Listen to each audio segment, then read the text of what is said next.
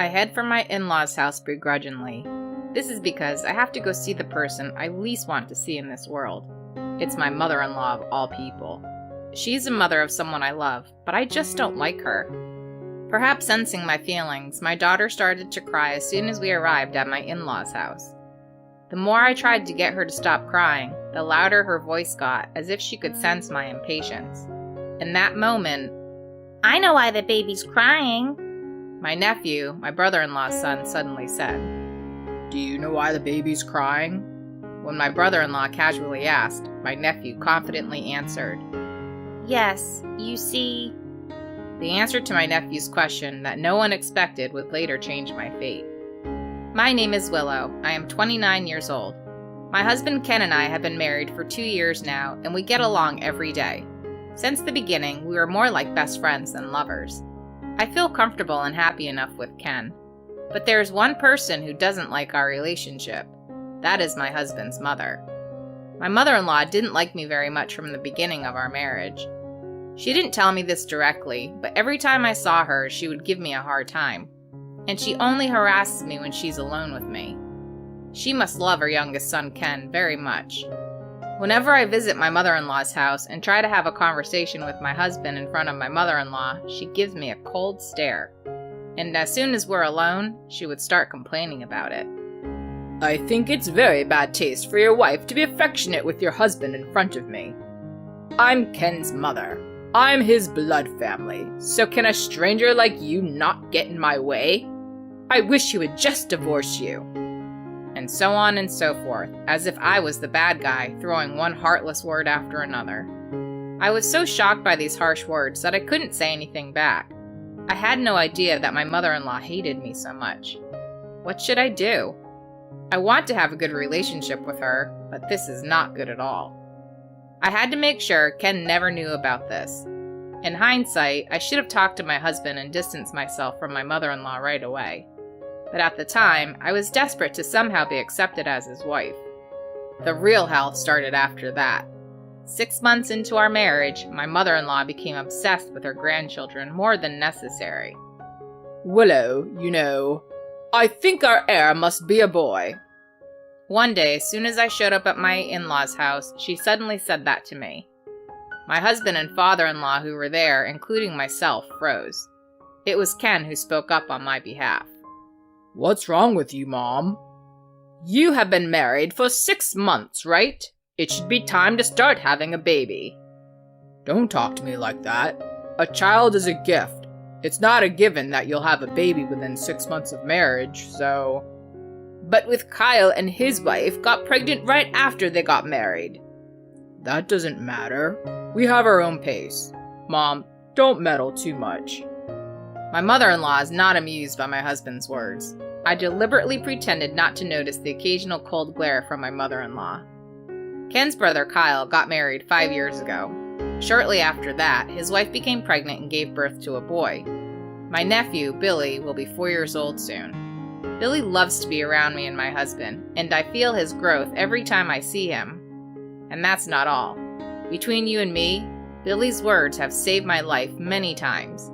I think it all started when he was 2.5 years old, when he started to talk. When I was about to leave my in-laws' house, Billy said to me, "You know, Auntie, you should take a different road when you go home." "Billy, what's wrong? The usual way is no good?" "It has to be a different road." Okay, I'll take a different road today." "Yeah, use a different road." My husband had been drinking at my in-laws' house, so I couldn't ask him to drive, so I had to drive home. As I started to drive, Billy's words came back to me, so I drove home on a different road. The next day, the news reported that there had been a major accident on the original road I was supposed to take yesterday. When I saw it, I dropped the mug I was holding onto the floor without thinking. When I explained my conversation with Billy to my husband, who came running to me, he said it was just a coincidence. After that, Billy often made comments that bothered me. He never displays any of his abilities in front of my husband or mother-in-law. Does he have magical powers? One day, I approached my brother-in-law Kyle about this. "Excuse me, Kyle, I'd like to talk to you about Billy."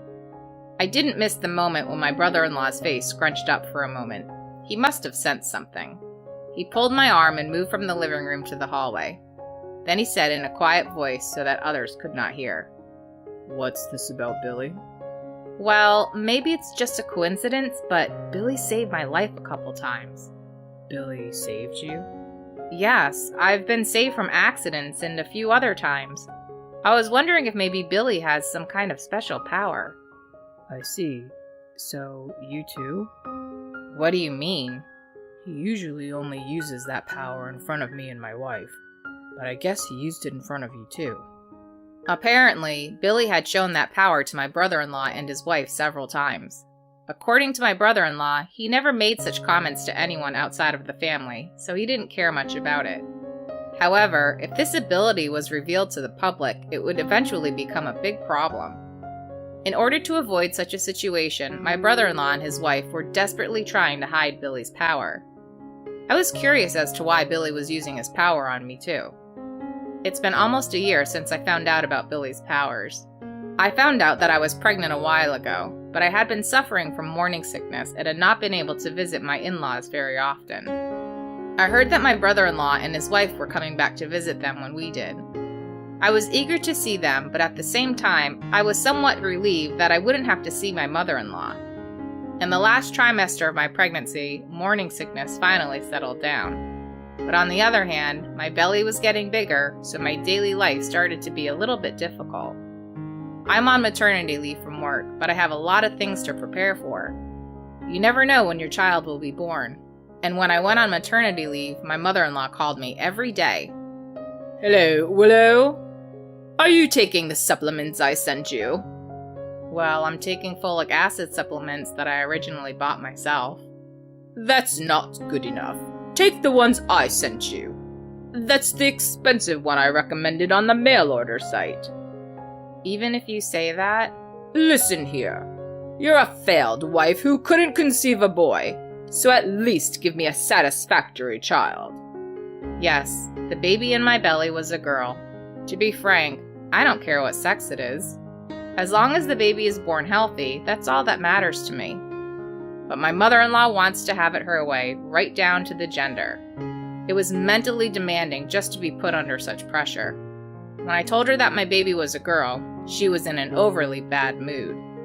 After that, my mother-in-law's harassment escalated, and she told me to take the supplements she had prepared for me. She also started sending me books on preparing for a second child. I hadn't even finished giving birth to my first child yet. She also called me every day and repeatedly called me with heartless abuse, telling me that I was a worthless wife, that she should never have allowed us to get married, and that I should divorce her son after the baby was born. I was exhausted from the pregnancy, and my mother-in-law's words were coming back to haunt me, both physically and mentally. However, I could not tell my husband this fact. I didn't want to worry him, of course. But more than that, I was afraid of retaliation from my mother-in-law. I managed to give birth to a healthy baby girl despite my daily battles with anxiety. In fact, she was so lovely that I did not care about my mother-in-law's words when I gave birth to her. On this day, 1 month later, my husband was driving me to my in-laws' house. There was only one reason: to show them my daughter. My brother-in-law and his wife and Billy would also be there today. I was afraid of what my mother-in-law would say, but I was looking forward to see my father-in-law and my brother-in-law's family for the first time in a while, more than anything else. But when we arrived at my in-laws' house, I found it difficult to walk to the garage. I wondered what my mother-in-law would say to me again. If it was just me, it's fine, but if she hurt my daughter too as she grew up, I couldn't stop thinking about that. However, what had come to pass had been done. I head for my in-laws' house begrudgingly. Fortunately, it was my brother-in-law, not my mother-in-law, who greeted us. My brother-in-law and his family had also arrived about 30 minutes earlier, and my in-laws were playing with Billy in the living room. When my mother-in-law saw me, she glared at my daughter. Then, as if sensing something, my daughter started to break down. I don't know what happened. I had given her milk in the car earlier, and she had been sleeping when I arrived. My husband wondered what was wrong, but my father-in-law tried to reassure us by saying, "It's just that she's in a different place than usual." I tried my best to soothe her, but she just wouldn't stop crying. My mother-in-law sighed loudly and looked at me in annoyance. And as she walked by me, she mumbled, "This is why girls are no good." At that moment, I felt a surge of anger that I had never felt before. No matter how much I loved her son, I just couldn't forgive her for this comment. What the hell was wrong with her? Why does it matter what sex she is? What is that attitude when your grandchild is born safe and sound? Enough already. I'll never show my face here again. I just need to endure this for one day, I thought, trying desperately to suppress my resentment. Then, I know why the baby's crying. Billy, who had been happily playing with his toys, suddenly said something like that. I immediately looked at my brother-in-law and exchanged eye contact. I thought to myself, maybe he's activating his power. My brother-in-law casually asked, "Do you know why the baby's crying?" Billy confidently opened his mouth. She's crying because she feels sorry for Auntie. My husband was the first to react to his words. Billy, what do you mean? Is that what the baby is saying? Yep. The baby is telling Grandma to stop bullying her mom. At the mention of the word bullying, everyone in the room turned to look at my mother-in-law, and then my mother-in-law started shaking, and then said in a muffled voice, "What's wrong with this child? So weird." Billy continued without caring about the situation. Grandma has been being mean to Auntie for a long time, and that baby had known it from the time she was in her belly, and that she had always hated it. My husband responded to Billy's words with a straight face. Billy, is that true? Yes, it's true. The baby says she couldn't even tell her daddy because he's too nice to her. The baby is saying, "Daddy, please help Mommy."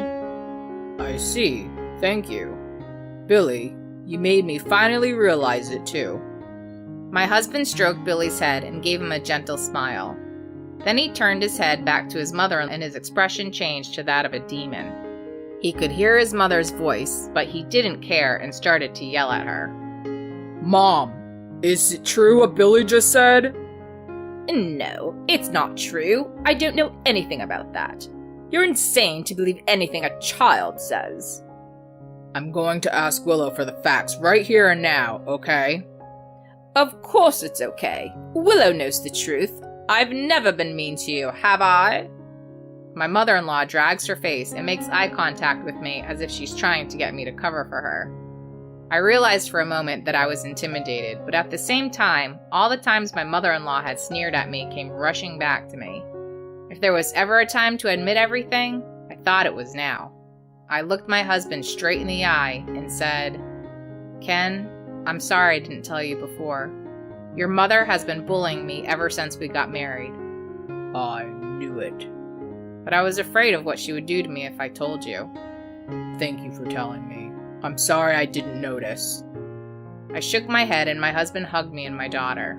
Then he turned to my mother-in-law and said something I've never heard him say before. How dare you do this to someone I care about? I didn't think you were that much of a jerk. I'm disappointed. I don't even consider you a mother anymore. I want you to stay the hell out of my life. No. Please, Ken, it's not what you think. This is a misunderstanding.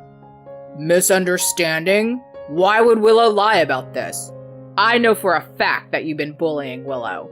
You should be ashamed of yourself as a mother. You knew that if you did that, your family would be disgusted with you.